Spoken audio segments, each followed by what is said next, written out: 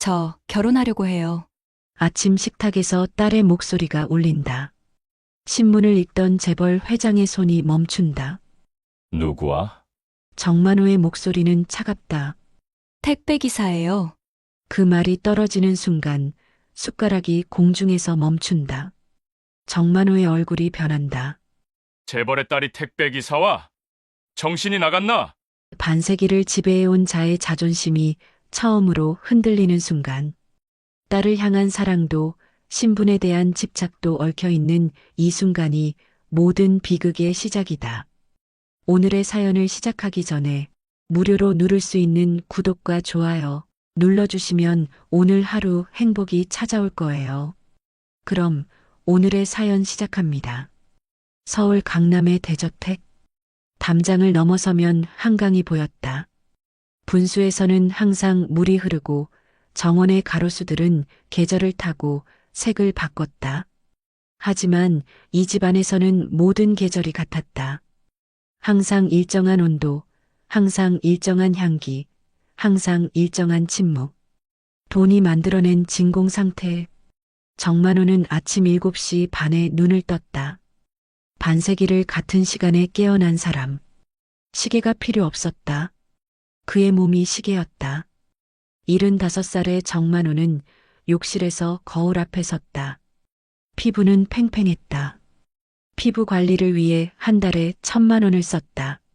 명품 에센스, 스위스산 크림, 서울 강남의 유명한 피부과 의사의 시술. 모든 것이 투자였다. 나이에 대한 투자, 자존심에 대한 투자. 흰색 셔츠를 여미고 검은색 정장을 입었다. 구두는 이탈리아산 수제 구두.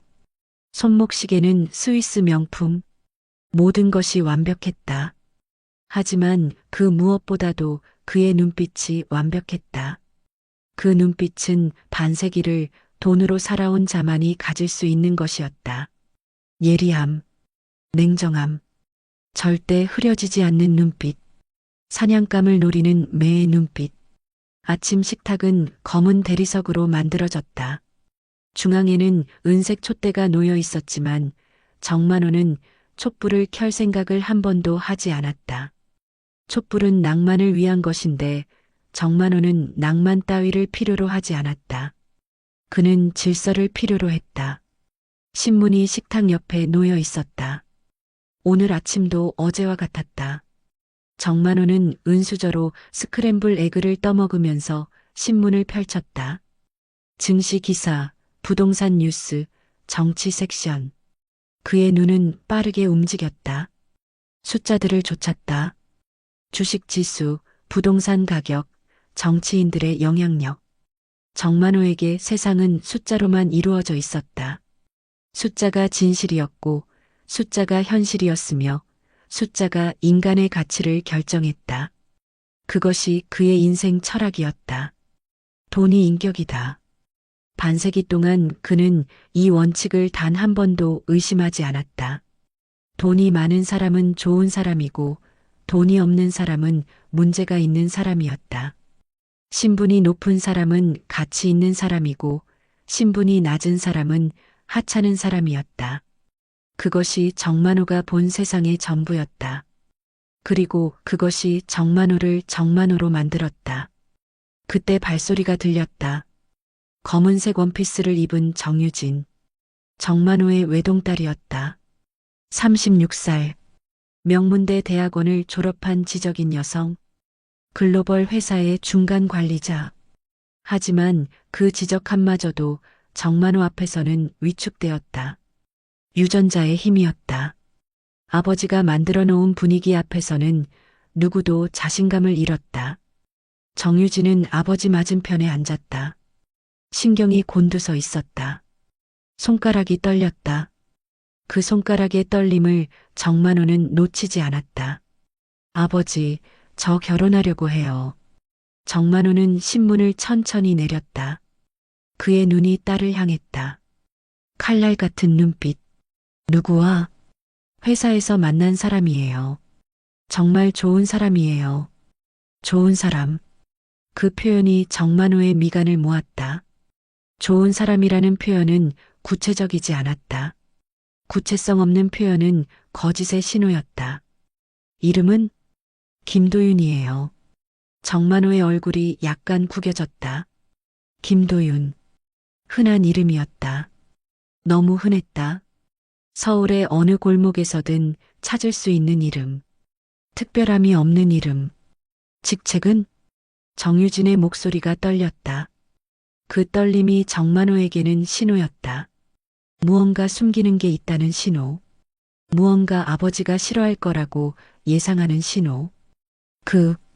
그게 말을 끝까지 해봐. 택배기사예요. 침묵.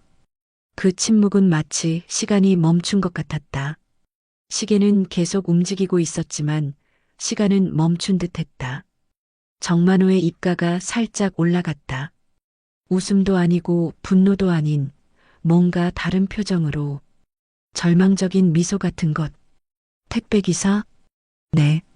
하지만 정말 성실한 사람이에요. 이 회사에서 3년을 다니고 있고 매달 상사평가에서 1등이에요. 정말로 정말로. 정만호는 손을 들어 딸을 멈추게 했다. 그 손짓만으로도 정유진은 입을 다물었다. 재벌의 딸이 택배기사와? 그의 목소리는 높지 않았다. 오히려 낮았다. 너무나 낮아서 더 무서웠다. 냉장고의 모터음처럼 차갑고 기계적인 목소리. 가문의 명예가 뭐라고 생각했나? 우리 집안의 위신이? 아버지, 제발 한 번만 만나보세요. 그러면 알 거예요. 알 것이 뭔가? 저 남자가 내 딸을 원하는 이유가 뭔지 말인가? 정만호는 일어섰다. 의자가 뒤로 밀렸다. 아직 덜 먹은 계란이 접시 위에 남아 있었다. 이 세상에 돈을 노리고 신분을 노리는 남자들이 얼마나 많은데 저 택배기사라는 남자가 뭐가 다른가? 아무것도 다르지 않다. 아무것도. 사람을 바라봐 주시면. 사람? 나는 이미 본다. 저 남자의 모든 것이 보인다. 돈을 원하는 눈빛. 신분 상승을 꿈꾸는 태도. 자신의 신세를 한탄하며 좋은 여자를 잘못 만날 기다리는 심리. 그런 것들은 거리에서 죽다시피 하는 종류들이다. 정만호의 목소리가 차가워졌다. 결혼은 없다. 내 결정이다. 아버지, 더 이상 말하지 마.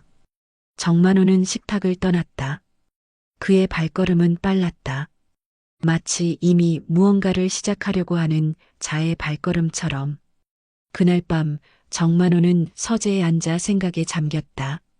책장에는 경제 서적들이 가득했다. 세계 경영인들의 전기, 투자 전략서, 마케팅 이론. 그 모든 책들은 한 가지 철학을 공유하고 있었다. 상대를 알면 이긴다는 철학.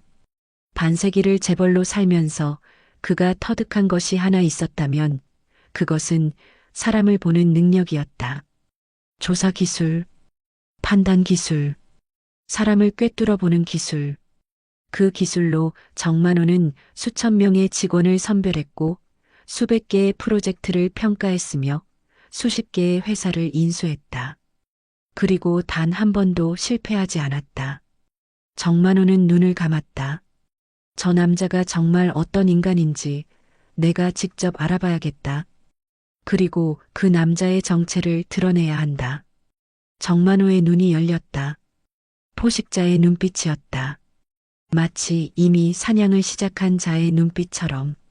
정만호는 결심한 지 사흘 만에 움직였다.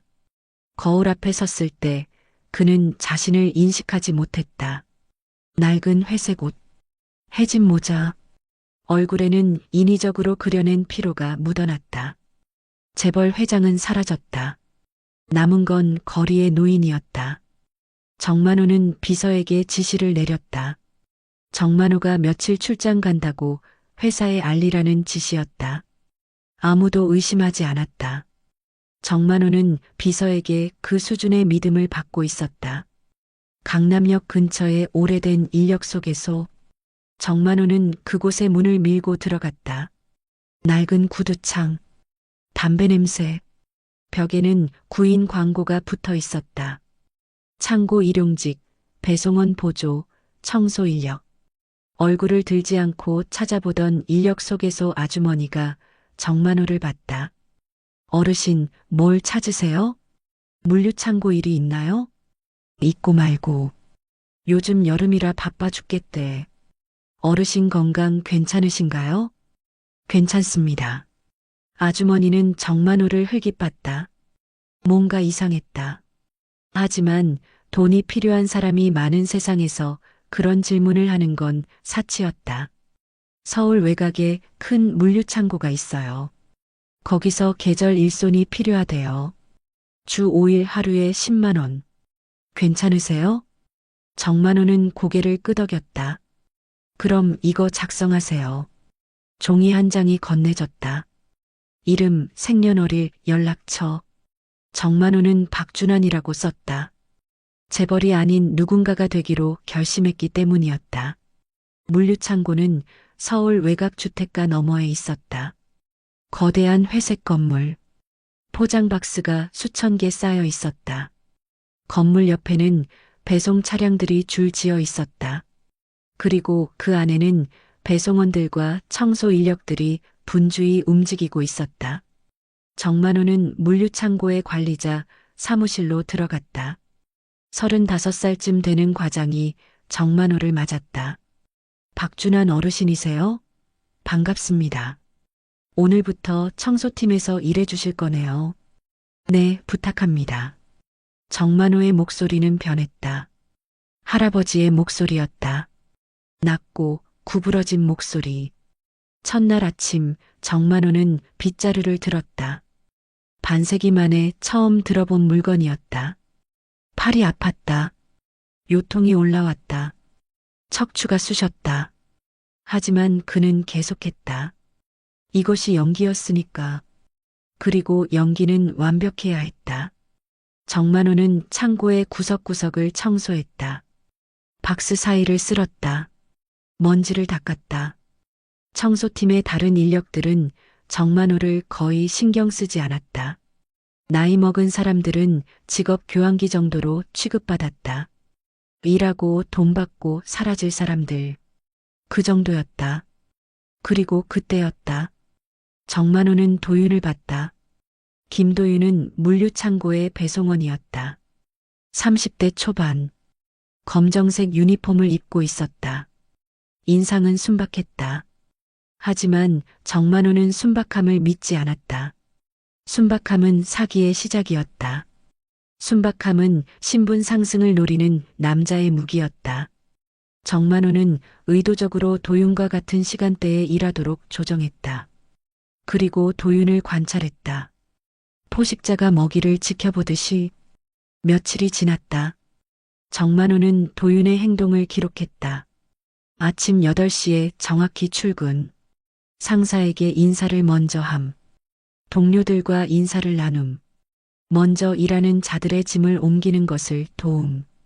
점심시간에 혼자 도시락을 먹음. 식사 후 쓰레기를 치워줌. 수취인이 없는 택배를 찾아 다시 배송하기 위해 시간을 씀. 퇴근 후에도 자신의 담당 구역을 정리함. 일까지 남는 시간이 있으면 다른 청소 인력들을 도움. 모든 게 너무 완벽했다. 너무 깔끔했다. 너무 모범적이었다. 정만호는 속으로 비웃었다. 연기다. 모두 연기다. 신분 상승을 노리는 남자가 우리 딸 앞에서도 좋은 척, 성실한 척 하겠지. 여기서는 자신의 진정한 모습을 드러낼 거야. 욕심, 나태함, 비굴함, 돈을 향한 욕망. 하지만 도윤은 그런 모습을 드러내지 않았다.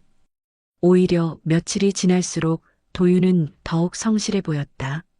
정만호는 새로운 관찰을 시작했다.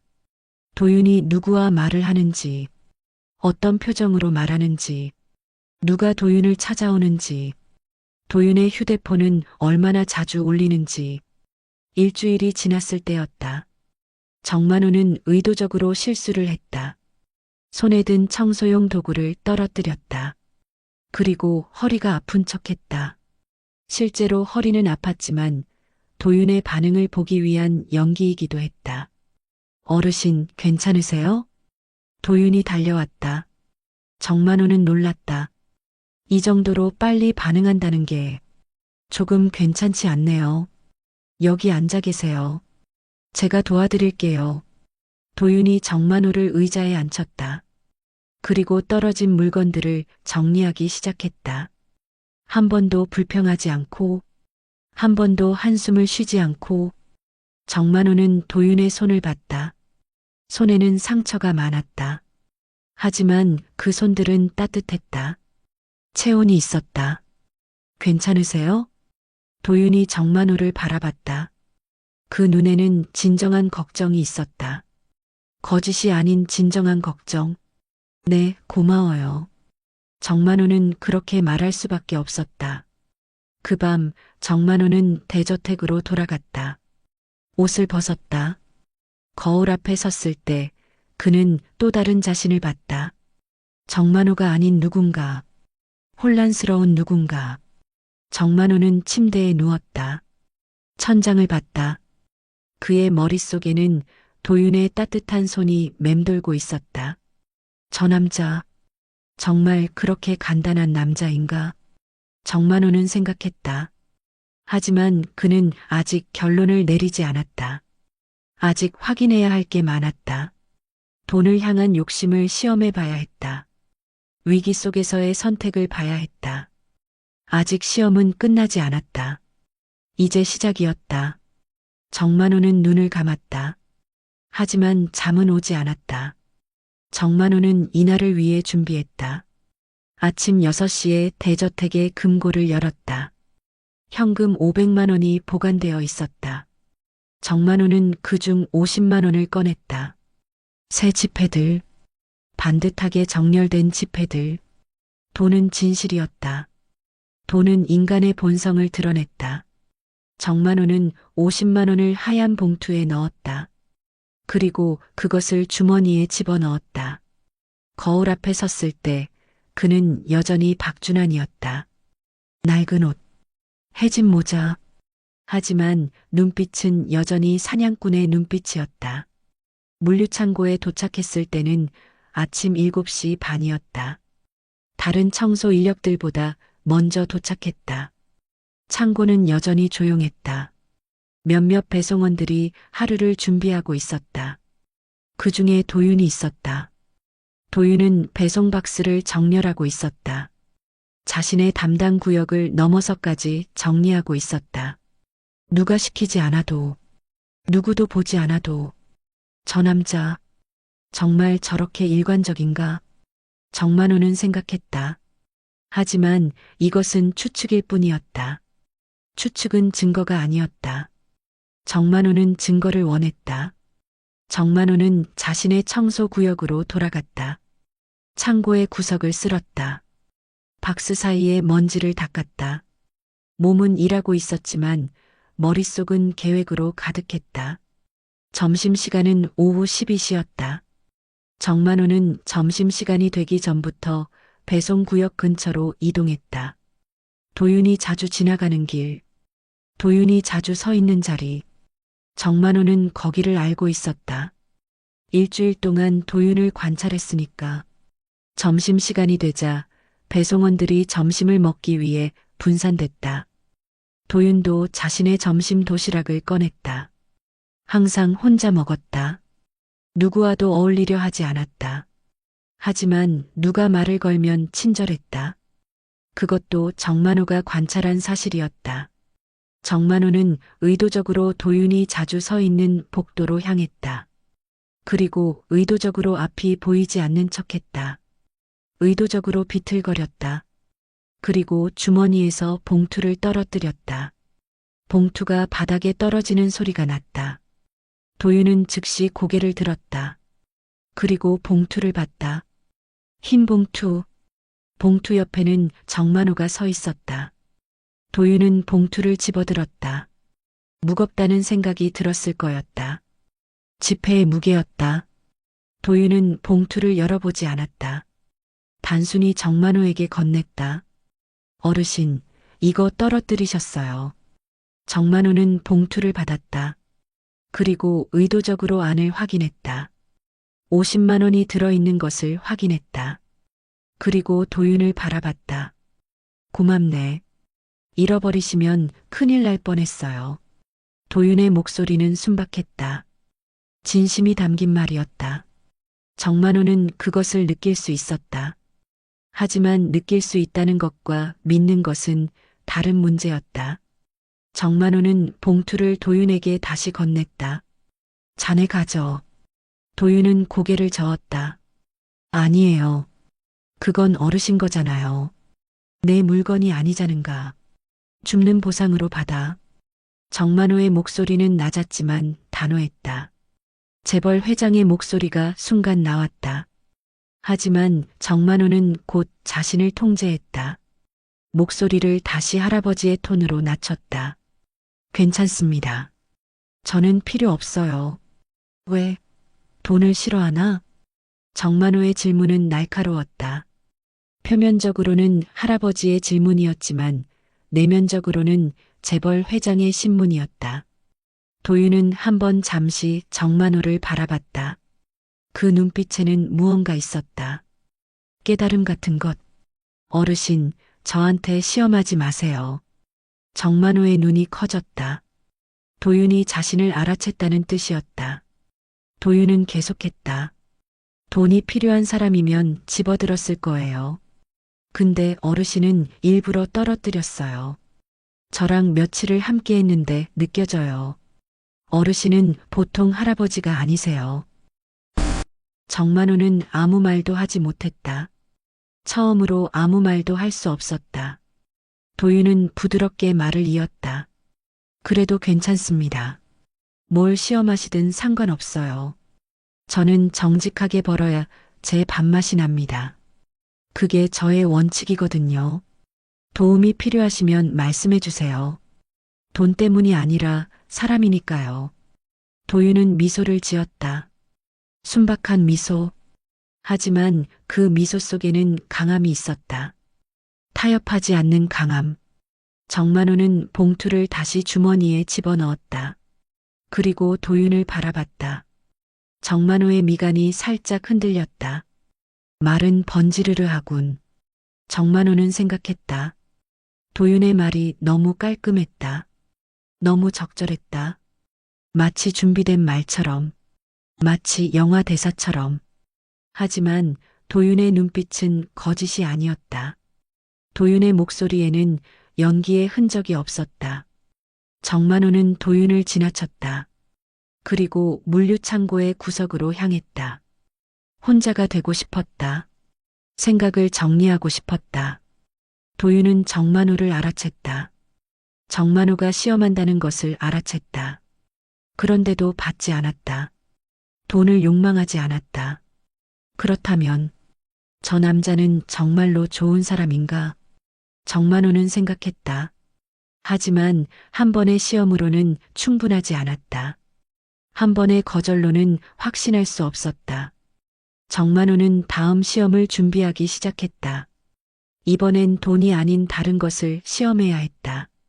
위기의 상황에서의 선택, 위험 속에서의 결단. 그것을 보아야 했다.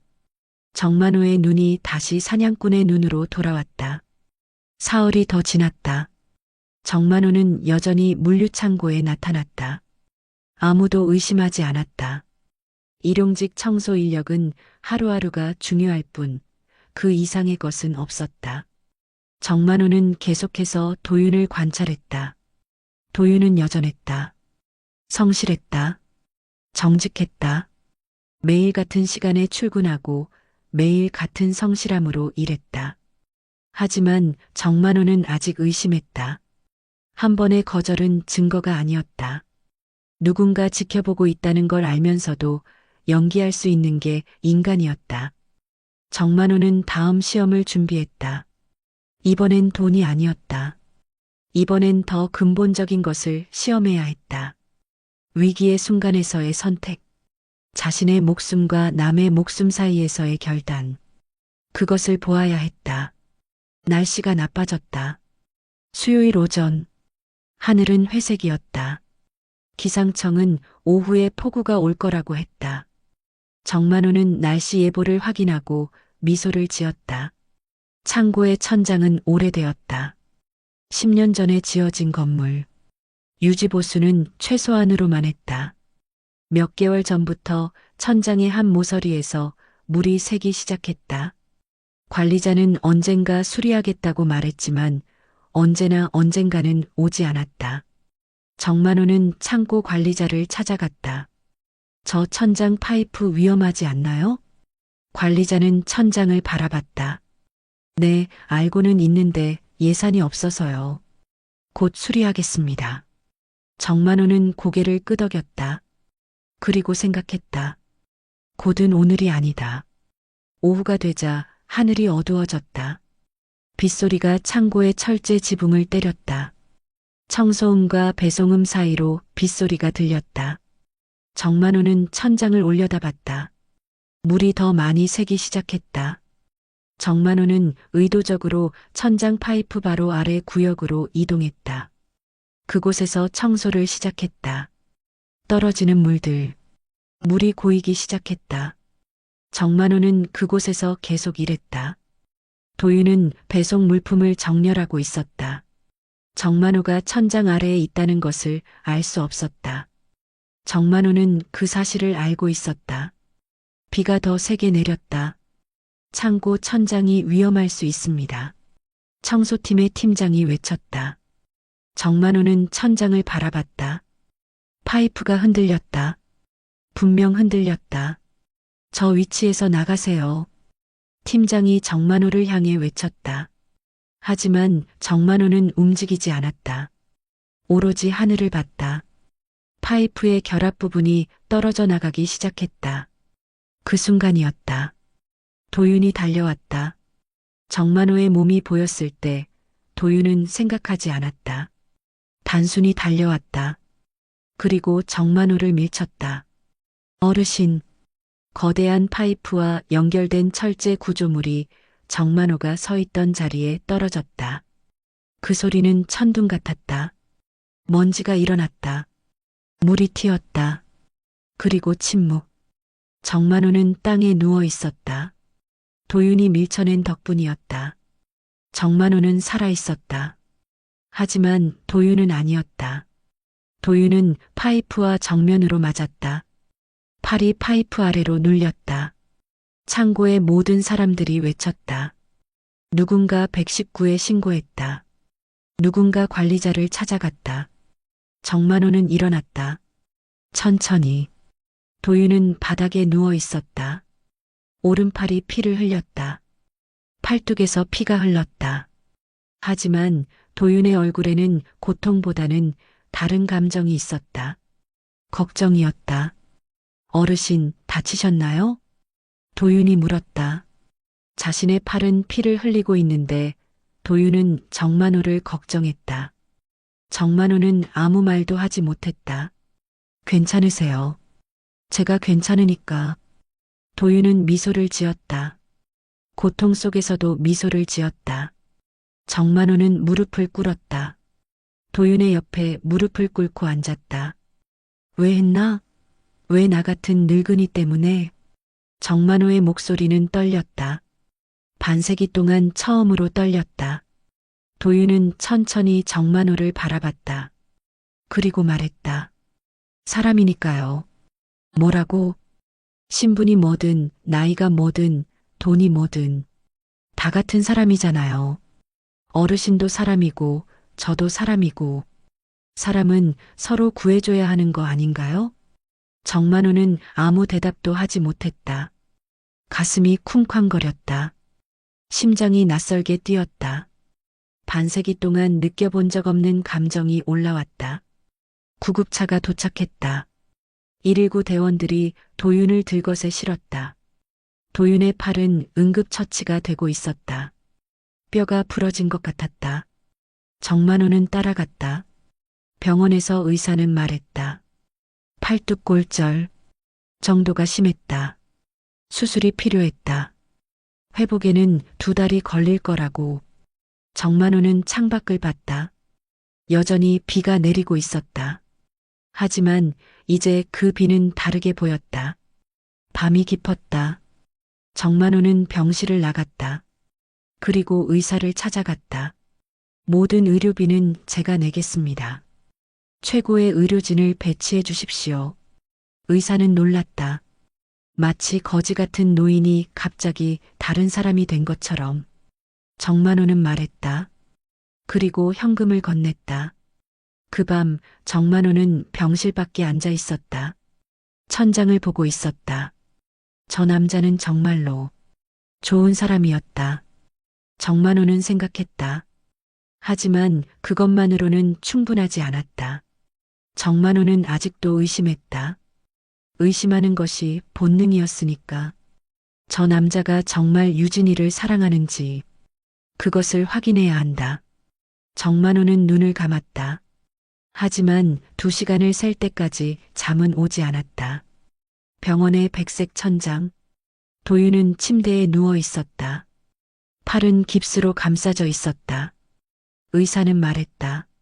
수술이 성공적이었고 회복만 잘하면 팔의 기능을 완전히 되찾을 거라고. 하지만 그 과정에는 시간이 필요했다.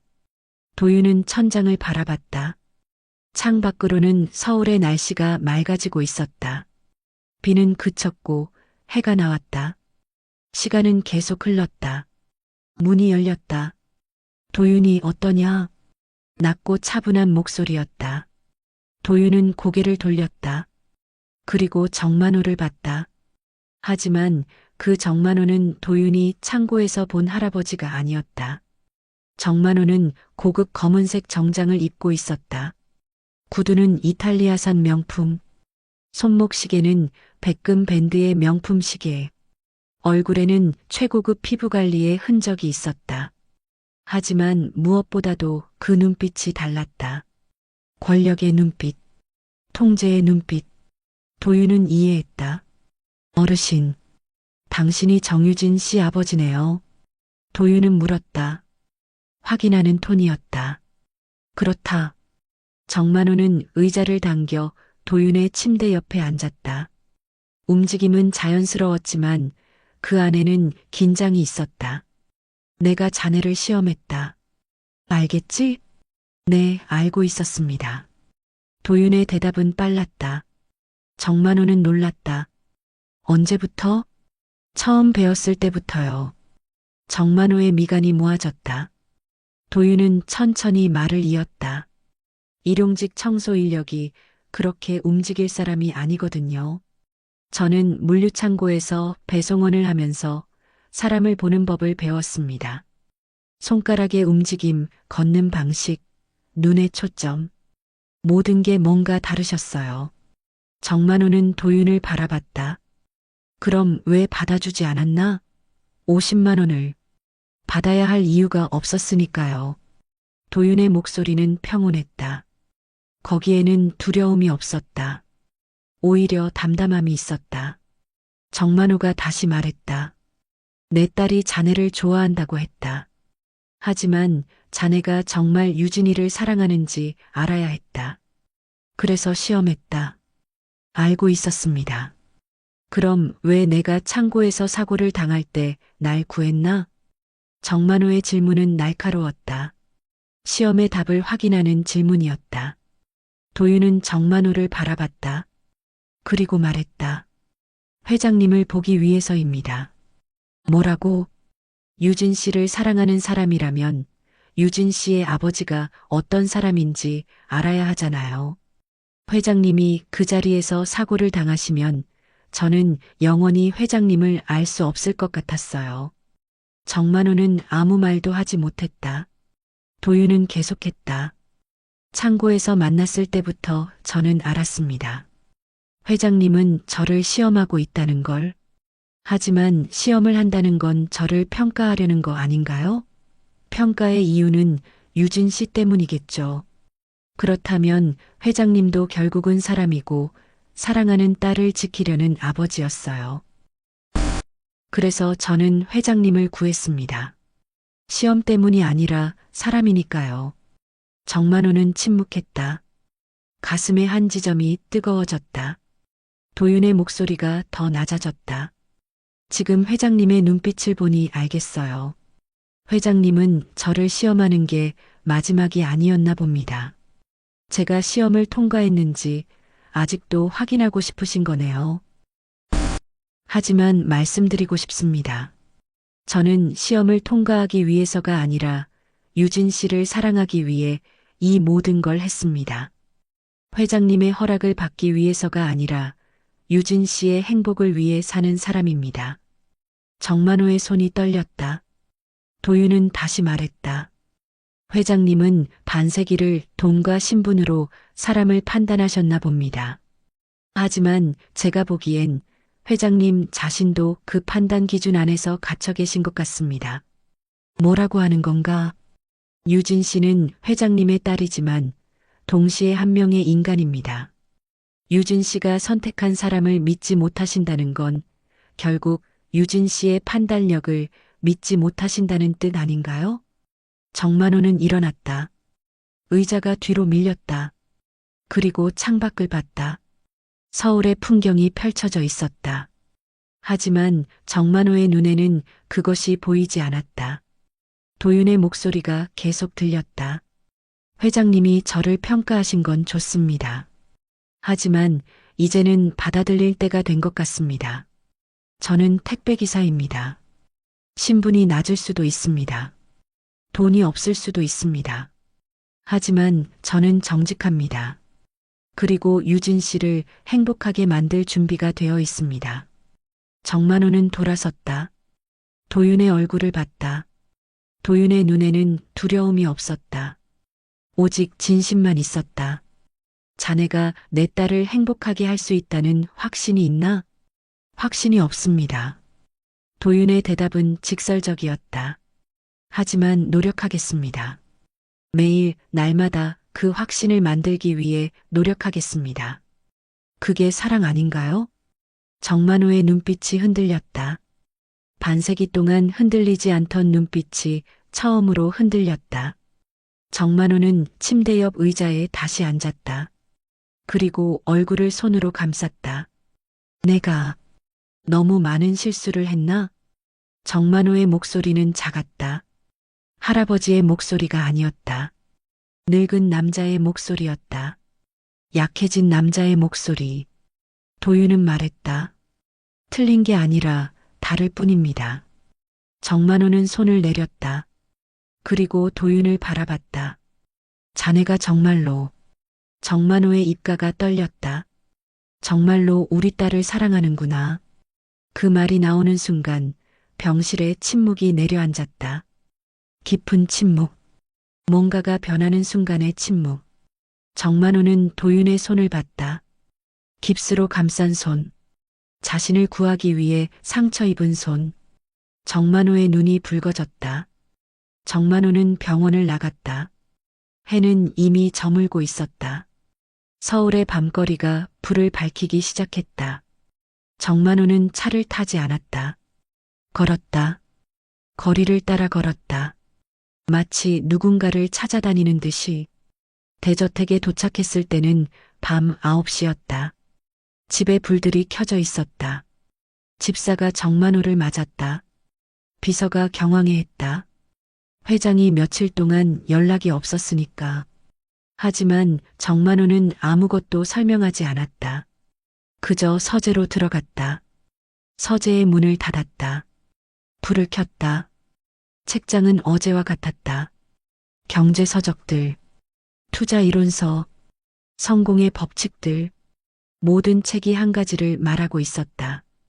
돈을 버는 방법, 돈으로 세상을 지배하는 방법. 정만호는 소파에 누웠다. 천장을 봤다. 천장은 백색이었다. 순수한 색. 정만호는 그 순수함이 부러웠다. 자신의 마음은 그렇지 않았으니까. 기억이 올라왔다. 30년 전, 정만호가 45살이던 시절, 아내가 아직 살아있던 시절, 유진이가 8살이던 시절, 그날은 딸의 생일이었다. 정만호는 출장을 가야 했다. 회사의 중요한 회의, 중요한 거래, 중요한 결정. 아버지, 우리 파티 안 오세요? 유진이가 물었다. 그 작은 목소리. 정만호는 기억했다. 그 목소리를. 아빠 일이 있어서 못 가. 미안해. 정만호는 출장을 갔다. 거래를 성사시켰다. 1,000억을 버는 거래. 하지만 돌아와서 본 것은 침대에 누워있는 딸이었다. 유진이가 파티 내내 문을 봤대. 아버지가 나타나기를. 아내의 목소리가 들렸다. 그것도 기억했다. 정만호는 그 기억을 밀어냈다. 그리고 다른 기억으로 넘어갔다. 10년 전 아내가 병에 걸렸을 때 의사는 말했다. 충분한 휴식이 필요하다고. 충분한 시간과 사랑이 필요하다고. 하지만 정만호는 회사에 있었다. 회의실에 있었다. 전략을 짜고 있었다. 아내는 혼자 병원에 있었다. 아내가 떠났다. 그날도 정만호는 회의 중이었다. 정만호는 눈을 감았다. 하지만 기억은 계속됐다. 유진이가 자라왔다. 명문대를 나왔다. 좋은 회사에 들어갔다. 모든 것이 계획대로였다. 모든 것이 완벽했다. 하지만 유진이의 얼굴에서 웃음이 사라졌다. 그것도 정만호는 알고 있었다. 딸의 눈이 어두워졌다. 아버지를 향해 열려있던 문이 닫혔다. 그리고 도윤이 나타났다. 정만호는 눈을 떴다. 거울이 보였다. 서재의 거울. 그 거울 속에는 정만호가 있었다. 하지만 그것이 정만호인지 다른 누군가인지 알 수 없었다. 정만호는 일어나 거울 앞으로 갔다. 얼굴을 봤다. 피부 관리가 잘 되어 있었다. 주름은 적었다. 눈빛은 예리했다. 하지만 그 무엇이 다르게 보였다. 뭔가가 비어 있었다. 내가 더러운 건 옷이 아니라 마음이었어. 정만호가 중얼거렸다. 도윤이 한 말이 아닌 자기 자신이 지금 느끼는 것이었다. 반세기를 돈으로 살았다. 반세기를 신분으로 살았다. 반세기를 남을 판단하는 기준으로만 살았다. 하지만 자신을 어떻게 채워야 하는지는 몰랐다. 정만호는 침대로 돌아갔다. 밤이 깊어갔다. 시계는 자정을 가리켰다. 정만호는 생각했다. 도윤의 말들을. 그 말들이 자꾸만 떠올랐다. 사람이니까요. 신분이 뭐든 돈이 뭐든 다 같은 사람이잖아요. 유진 씨가 선택한 사람을 믿지 못하신다는 건 결국 유진 씨의 판단력을 믿지 못하신다는 뜻 아닌가요? 정만호는 고개를 들었다. 내가 내 딸을 믿지 못했구나. 그 생각에 가슴이 철렁했다. 반세기를 자신감 있게 살아온 남자가 처음으로 자신감이 흔들렸다. 정만호는 침대에서 일어났다. 그리고 서재의 책들을 봤다.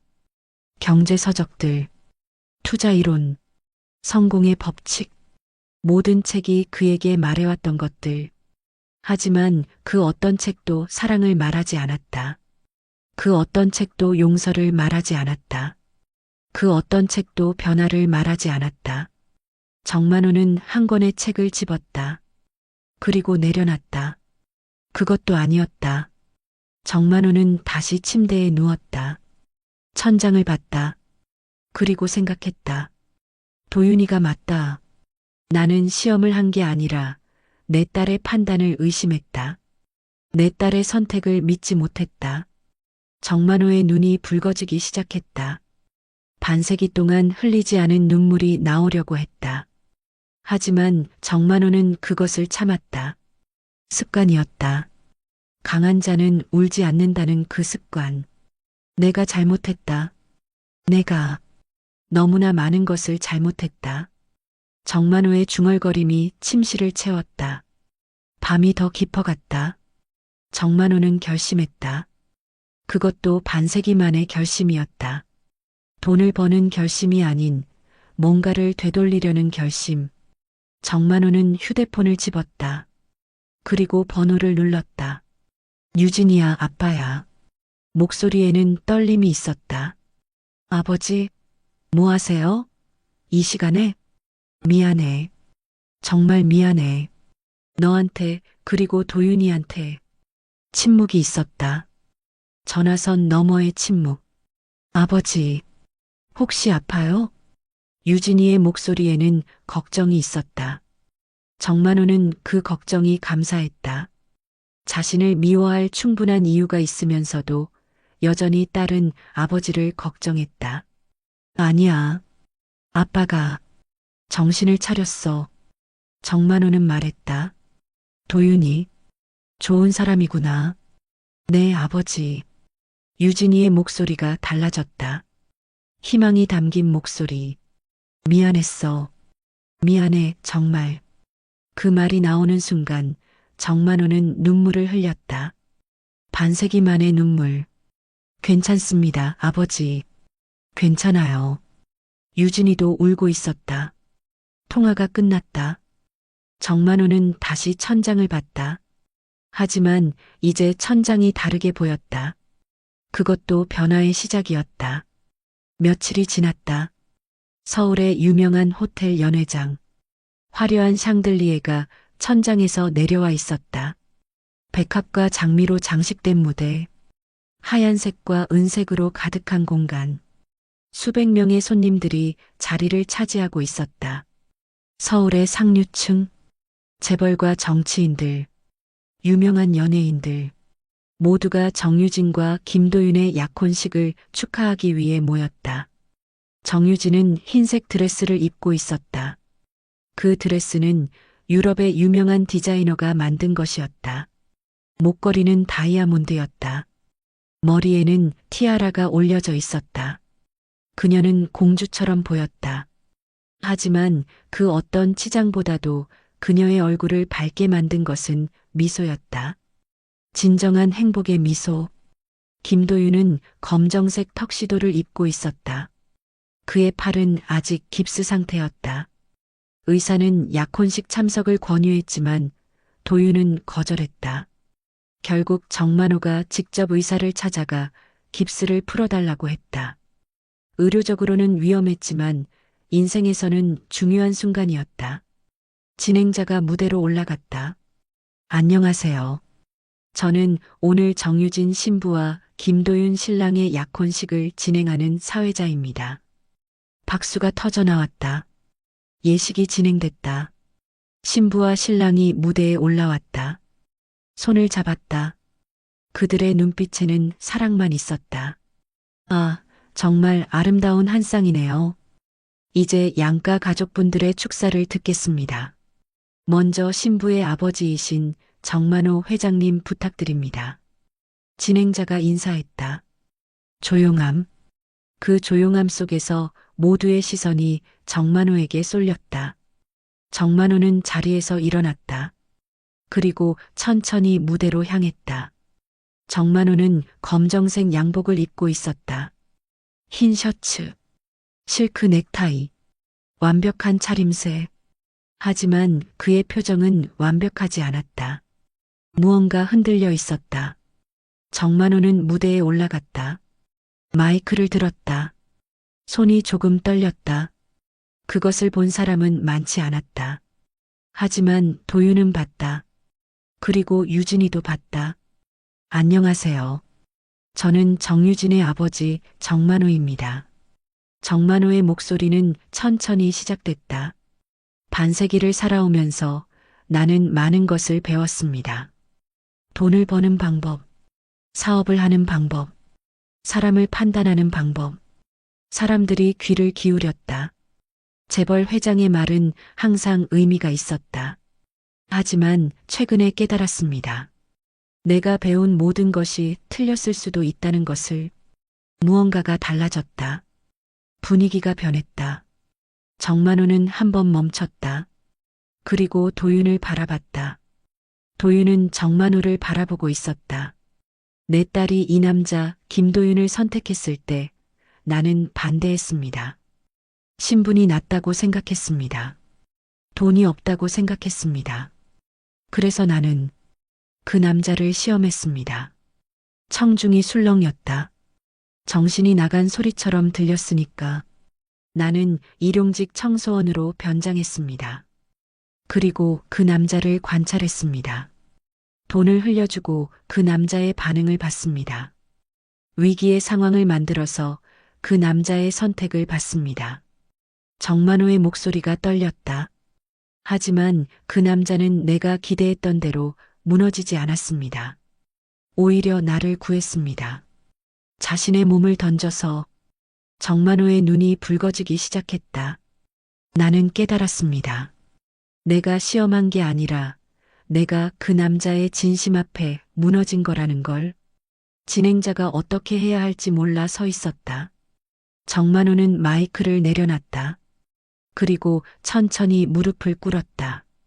수백 명의 사람들 앞에서 정만호는 무릎을 꿇었다. 도윤이, 미안해. 정만호의 목소리는 마이크 없이도 들렸다. 그 진심이 공간 전체를 채웠다. 내가 너를 의심했다. 내가 너를 시험했다. 내가 너를 판단했다.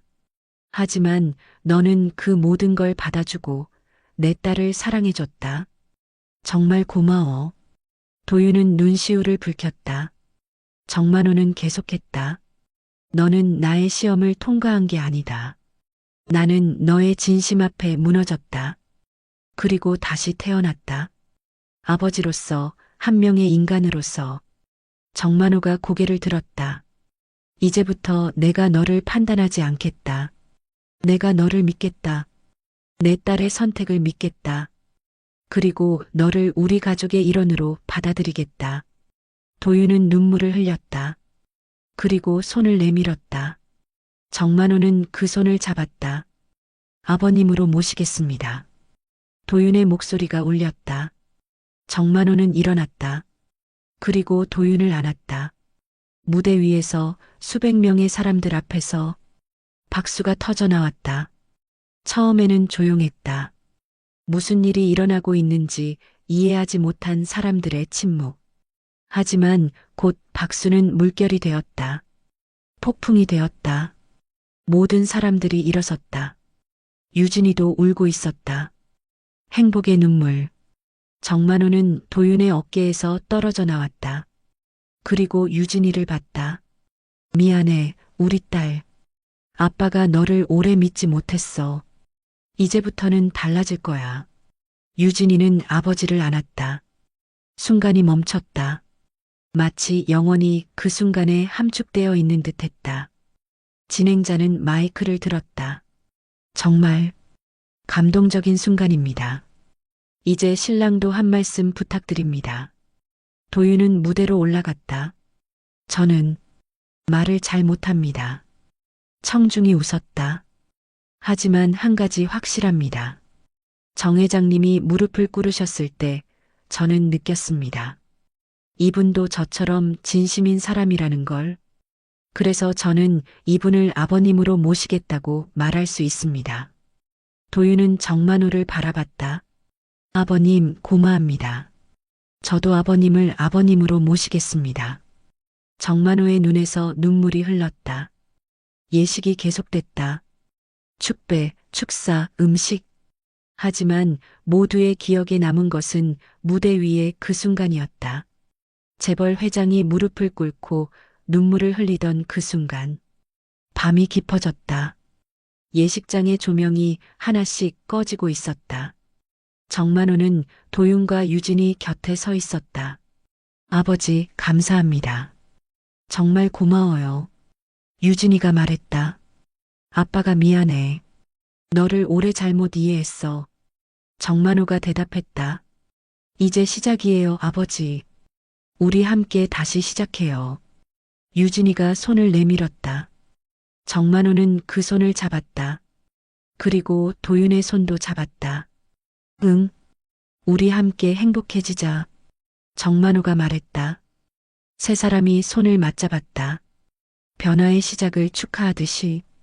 6개월이 지났다. 서울 강남의 대저택은 여전했지만 그 안의 분위기는 완전히 달라졌다. 정만호는 아침 8시가 아닌 7시에 깼다. 반세기의 습관을 바꾸려는 의식적인 노력이었다. 거울 앞에 섰을 때 그의 얼굴에는 여전히 주름이 있었다.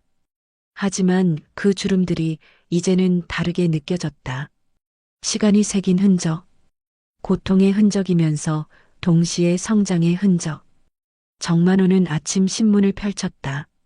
하지만 이번엔 증시 지수를 먼저 보지 않았다. 대신 사회 섹션을 봤다. 기부 뉴스, 사회 공헌, 나눔의 소식. 그것들이 이제 정만호의 눈을 끌었다.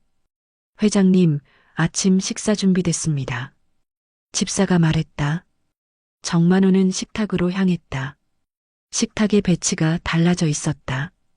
이전처럼 정면이 아니라 모서리에 식사를 준비했다. 혼자 먹지 않기 위해서였다. 곧 유진이와 도윤이 내려왔다. 유진이의 배에는 이제 생명이 자라고 있었다.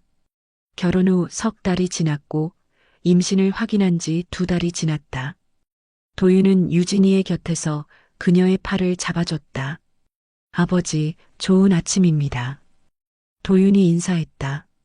응, 너희 잘 잤나? 정만호가 물었다.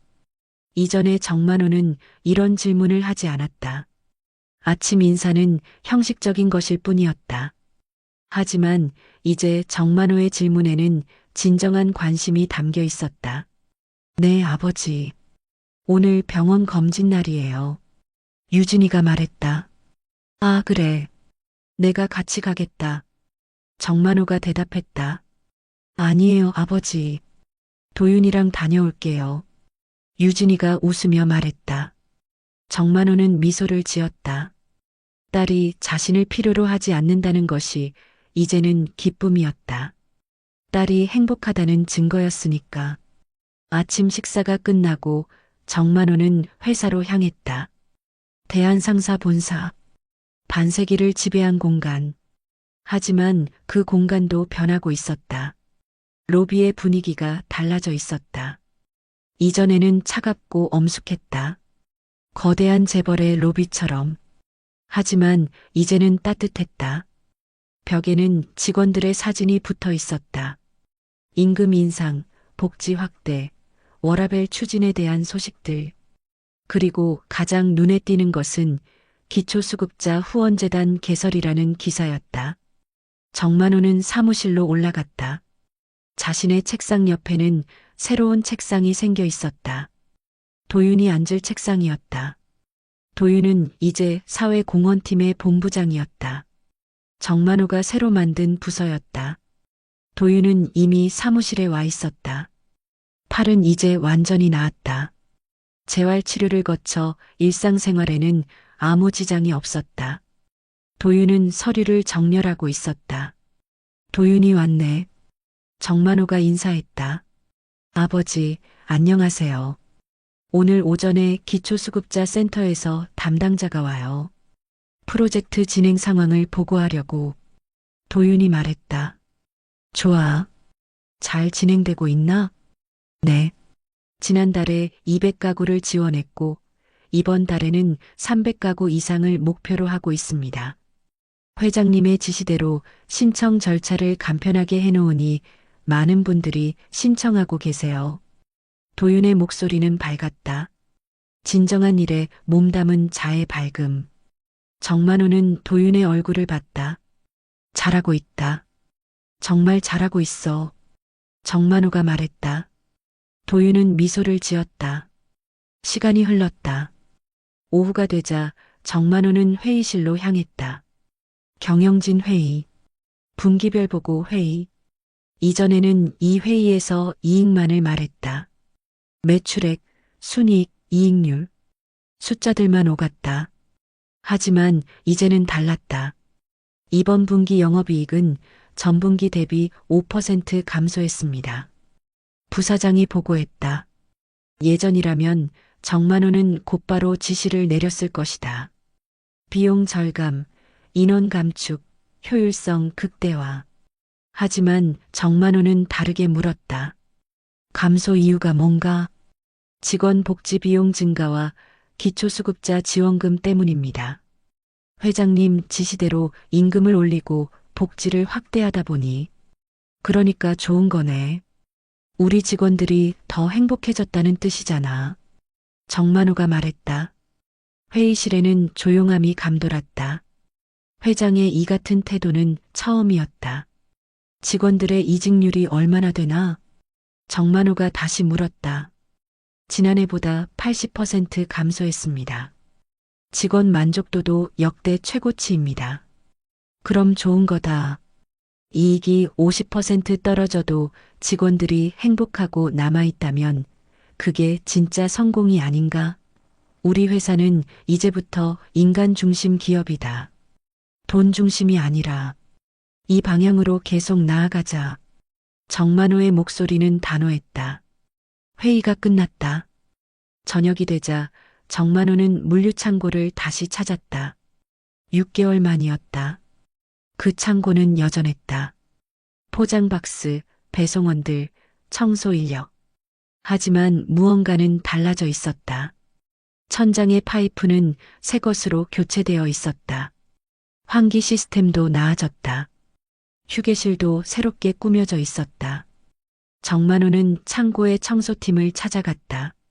안녕하세요, 박준환 아저씨. 정만호가 자신이 썼던 이름으로 인사했다. 청소팀의 한 노인이 고개를 들었다. 정만호를 보고 깜짝 놀랐다. 당신이 혹시 그때 노인이 정만호를 알아봤다. 물론이었다. 6개월 전에 이 창고의 회장이 일용직으로 나타났다는 소식이 돌았으니까. 네, 저예요. 그때 고생 많으셨어요. 정만호가 말했다. 노인은 고개를 숙였다. 정만호는 창고에서 배송원들을 찾아갔다. 그들은 정만호를 보고 경의를 표했다. 하지만 정만호는 그들의 경의를 받지 않았다. 여러분들의 일고생 많습니다.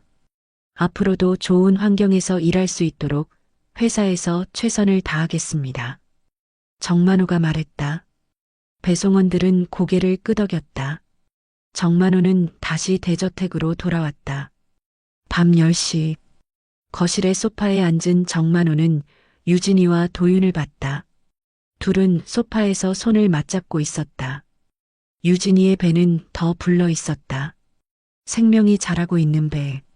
아버지, 여기 앉으세요. 유진이가 정만호를 청했다. 정만호는 둘 사이에 앉았다. 아버지, 우리 아이에게 어떤 아이였으면 좋겠어요? 유진이가 물었다. 정만호는 한 번 생각했다. 반세기 전의 자신과 지금의 자신을 비교하면서 좋은 아이였으면 좋겠다. 돈이 많은 아이가 아니라, 신분이 높은 아이가 아니라, 그냥 좋은 아이. 남을 존중하고 진심으로 살아가는 아이. 정만호가 말했다. 그리고 아버지가 그 아이에게 그런 아이가 되는 법을 가르쳐주고 싶어? 아버지가 너무 늦게 배웠지만 정만호의 목소리에는 진심이 담겨 있었다. 도윤이 말했다. 아버지, 아직 늦지 않았습니다. 아버지는 지금 배우고 계세요. 그리고 그것만으로도 충분합니다. 정만호는 도윤의 말에 고개를 끄덕였다. 그들은 함께 앉아 있었다. 세 사람, 새로운 가족, 변화된 세상 속에서 정만호는 창밖을 봤다. 서울의 밤거리가 빛나고 있었다. 그 빛이 예전처럼 차갑게 느껴지지 않았다. 이제 그 빛은 따뜻했다. 사람의 온기를 담은 빛으로. 정만호는 중얼거렸다. 진심은 재산보다 값지다. 나는 이제야 부자가 됐다. 그 말이 침묵 속으로 사라졌다. 하지만 그 말은 계속해서 남아 있었다. 정만호의 눈이 감겼다. 그리고 깊은 잠에 빠져들었다. 반세기 만의 편한 잠. 유진이의 손이 아버지의 손을 잡았다. 그리고 도윤의 손도 정만호의 손을 감쌌다. 세 사람이 손을 맞잡은 채로 밤이 서서히 새벽이 되어갔다. 변화는 여전히 계속되고 있었다.